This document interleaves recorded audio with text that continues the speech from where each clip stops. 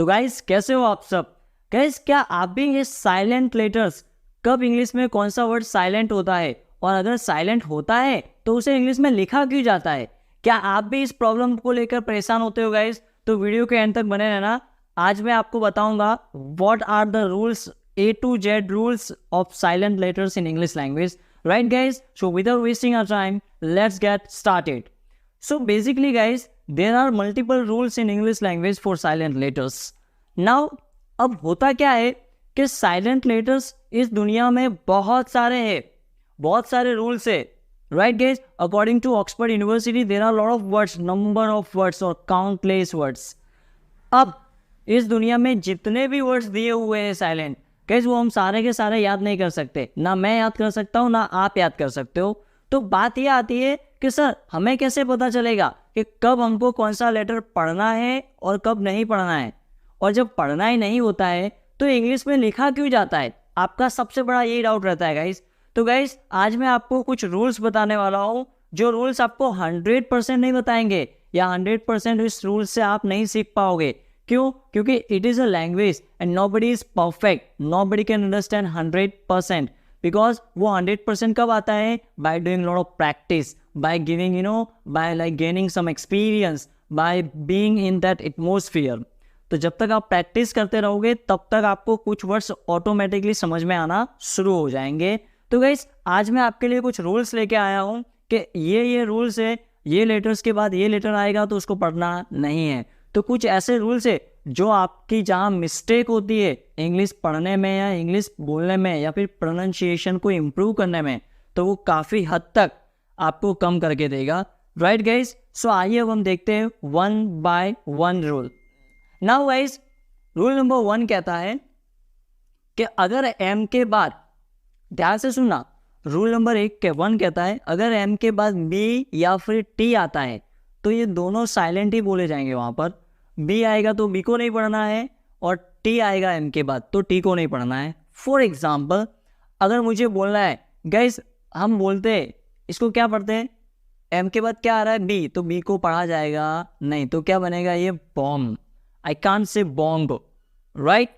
मुझे अगर बोलना है कि आतंकवादियों ने बॉम्ब यहाँ पर या फिर किसी कंट्री में गिराया था, राइट, तो मैं क्या बोलूँगा? Bomb, that's it. Right guys, okay, one more example. ये क्या लिखा हुआ है यहाँ पे? एम के बाद बी आया तो बी साइलेंट है तो क्या बनेगा? कॉम, राइट, कॉम्ब नहीं पढ़ते इसको, बॉम्ब, कॉम। उसी तरह गाइस इस लेटर में क्या साइलेंट होगा? लास्ट वाला बी। क्यों? हम क्या पढ़ेंगे इसको? थम, थम्ब नहीं पढ़ा जाता है। कुछ लोग पढ़ते हैं लेकिन गाइस अगेन ये प्रोनाउंसिएशन की मिस्टेक है, आपको ध्यान रखना है। तो इसको हम क्या पढ़ेंगे? थम, राइट। और कुछ वर्ड्स मैंने लिए हैं, उसमें लिखा हुआ है, ध्यान से सुनना, एम के बाद बी आ रहा है तो बी साइलेंट, क्या होगा? डम, डम नहीं, डम यानी क्या होता है? गूंगा। ओके, एक और वर्ड है। अब गाइस बी के बाद क्या आ रहा है? टी आ रहा है, यहाँ पर भी और यहाँ पर भी, तो इस टी को पढ़ना नहीं है, तो क्या होगा गाइस?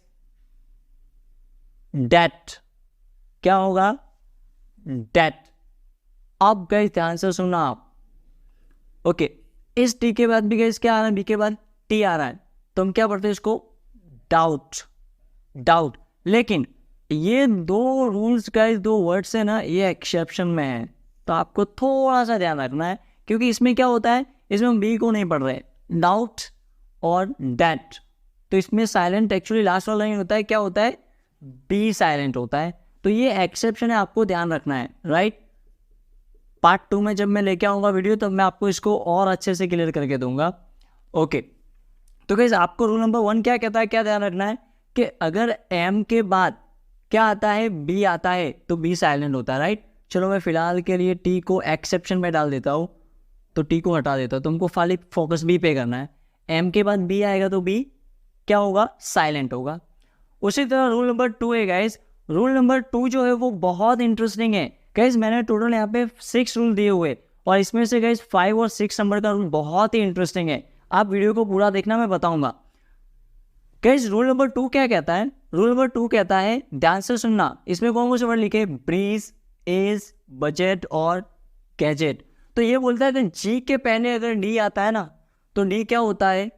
साइलेंट माना जाता है, उसको पढ़ना नहीं है। फॉर एग्जाम्पल ब्रीज, तो अभी जे के पहले क्या आ रहा है डी, तो डी को नहीं पढ़ना है तो हम क्या पढ़ते हैं इसको ब्रीज, हम ऐसा नहीं पढ़ते ब्रिड्ज, नो। उसी तरह एज, एज का मतलब होता है किनारा, इसका मतलब क्या होता है किनारा, राइट। सो इसको क्या पढ़ते हैं एज, डी साइलेंट है। उसी तरह बजट, जी के पहले डी आ रहा है, डी को पढ़ना नहीं है, बजट। Gadget, D silent. और एक भी तो होता है फ्रीज, है ना गाइस, हम घर में फ्रीज यूज करते हैं, उसमें भी क्या आता है डी साइलेंट है, फ्रीज। तो जी के पहले अगर डी आता है तो डी को क्या माना जाता है guys, it is a silent letter over there, right guys. अब बात करते हैं हम रूल नंबर 3 की। रूल नंबर 3 गाइस बहुत इजी सा है, बहुत इंटरेस्टिंग है। रूल नंबर 3 आपको प्रोनाउंसिएशन सुधारने में तो हेल्प करेगा ही करेगा, लेकिन आपको रीडिंग राइटिंग में भी हेल्प करेगा। वो क्या है, रूल नंबर 3 कहता है अगर वर्ड के लास्ट में क्या आ रहा है, ए आ रहा है, तो वो साइलेंट माना जाता है, उसको पढ़ना नहीं है। For example come, give, love और काइट, इन सब में लास्ट में क्या आ रहा है ए, तो ये क्या है साइलेंट है, इसको पढ़ना नहीं है, right guys. This is the rule number 3। तो ए लास्ट में आने वाले बहुत सारे वर्ड है, मेमोराइज वर्ड है, राइट गाइस, बहुत सारे, जैसे इसी को ले लो, फ्रीज हुआ, एज हुआ, ब्रीज हुआ, मतलब countless numberless words are there. तो गाइस आपको ये ध्यान रखना है, जहाँ जहाँ लास्ट में ई आता है उसको पढ़ना नहीं है, राइट गाइस। अब हम बढ़ते हैं आगे और बात करते हैं रूल नंबर 4 की। रूल नंबर 4 गाइस बहुत इंटरेस्टिंग है और बहुत थोड़ा सा ऑकवर्ड है, ध्यान से सुनना।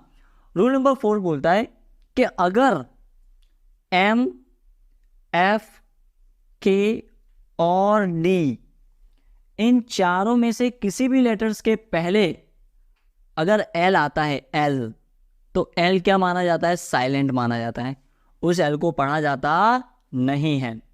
क्या ध्यान रखना, ध्यान से सुनना, एम, एफ, के और डी के पहले अगर एल आएगा तो एल साइलेंट माना जाता है।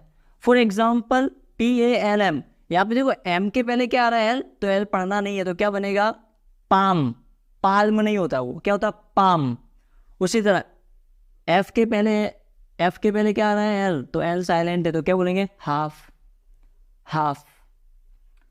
उसी तरह वर्ड नंबर 3, ये क्या लिखा है गाइस, लोग टॉल्क बोलते हैं ना, कई बार हम बात यूज करते हैं ना, स्टार्टिंग में जब हम इंग्लिश सीखना शुरू करते हैं तो ऐसा पढ़ते हैं टॉल्क, नहीं गाइस, इसको हम खाली क्या पढ़ते हैं टॉक।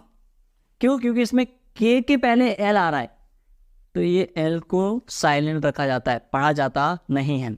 उसी तरह गाइस BALM, एम के पहले एल आ रहा है, तो मैं क्या पढ़ूंगा बम, आई से बम, राइट। तो गाइस ये था रूल नंबर 4। अब रूल नंबर 5 और रूल नंबर 6 गाइस हमारी रेगुलर लाइफ में बहुत यूज होता है, ध्यान से सुनना, रूल नंबर 5 और रूल नंबर 6। अब रूल नंबर 5 क्या कहता है, तो रूल नंबर 5 कहता है अगर एन के पहले के आ रहा है तो वो के साइलेंट माना जाता है। क्या एन के पहले के आ रहा है तो के साइलेंट है। फॉर एग्जाम्पल बहुत फेमस वर्ड KNOW, तो यहाँ पे एन के पहले क्या आ रहा है के, तो के को पढ़ना नहीं, हम क्या पढ़ेंगे नो, कनाव नहीं पढ़ते लोग, कनाव बोलते कुछ लोग, तो इट्स नो। उसी तरह दरवाजे पे जब कोई आता तो हम क्या बोलते नॉक, के साइलेंट हियर, नॉक। उसी तरह के यहाँ पे साइलेंट, तो क्या पढ़ते हैं नाइफ, चक्कू, तो चक्कू को क्या बोलते हैं हम नाइफ। तो ये था रूल नंबर 5 और इसी के साथ साथ हम देखते हैं लास्ट रूल नंबर, और that is like rule number 6। अब रूल नंबर 6 क्या कहता है कि भाई जनरली जब सेंटेंस के बीच में या फिर सेंटेंस के कई बार लास्ट में GH आपको देखने को मिलता है, लेकिन मेजोरिटी केस में कहाँ देखने को मिलेगा, वर्ड के बीच में आएगा जनरली, कभी कभी लास्ट में भी आता है नो डाउट, तो वहाँ पे GH को साइलेंट माना जाता है जब भी GH साथ में आता है। तो for example site, light, tight, caught, इसमें GH हम पढ़ रहे नहीं हैं। कभी कभी लास्ट में भी आता है, हम बोलते हैं ना हाई, राइट। तो ये था गाइज रूल नंबर 6। तो गाइज आज हमने देखा silent letters A to Z all rules in English grammar. तो गाइज हमने 6 रूल का डिस्कशन किया है। आई होप कि मैंने आपके कई सारे ज़्यादातर डाउट को मैं सॉल्व कर पाया, राइट। गाइज आपको वीडियो कैसा लगा आप कमेंट बॉक्स में ज़रूर फीडबैक देके जाना। और हाँ, आने वाले वीडियो में मैं इसका पार्ट 2 लेके आने वाला हूँ, तो जितने भी रूल बचे हैं मैं उन सबको पार्ट 2 में कवर करने वाला हूँ। राइट गाइज, तब तक अगर आपको टेंस में कोई प्रॉब्लम है, अगर आपको कॉम्पिटिटिव एग्जाम के इंग्लिश में कोई प्रॉब्लम है, then you can check out our playlist right in the comment box. So guys, till then, keep watching and keep learning our videos. Thank you.